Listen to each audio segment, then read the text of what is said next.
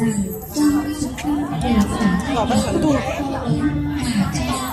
em rồi mà quay ní thế nào nhỉ?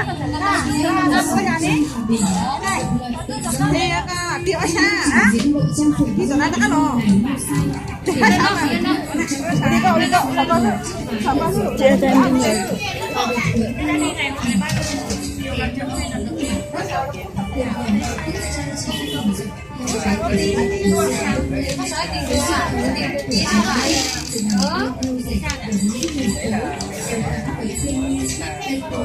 Trên đầu là chiếc mũ được hàng đầu sợi ai kết hợp với bộ dài chi phối trên đầu tạo độ sáng tô sáng vẻ đẹp của tấm lĩnh.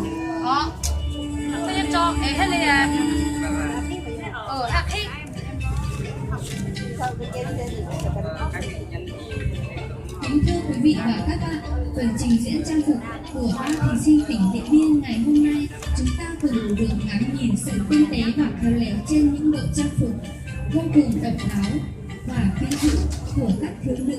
Hầu hết các hình tượng được trang trí đều được sơ đồ hóa thành Anh ơi, em lại cái ghế tí nữa, tên lanh một tí. Sự trung thủy, trọng trân, dịu dàng thầm kín của người thiếu nữ. Xin quý vị và các đồng chí hãy dành một tràng pháo tay thật rõ ràng cho phần trình diễn trang phục của đoàn nghệ nhân tỉnh Điện Biên.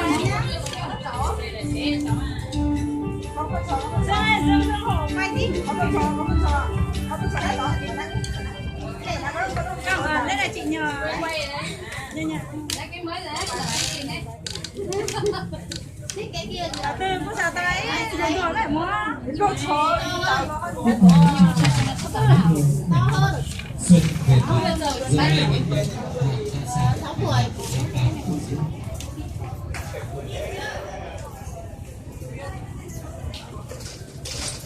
Lâu lắm không nhớ cái này rồi.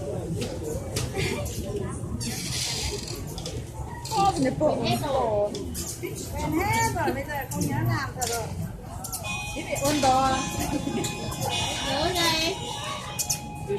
Con đó sẵn rồi. Nhớ là không quên này nhớ. Cái lý để tắt pin rồi.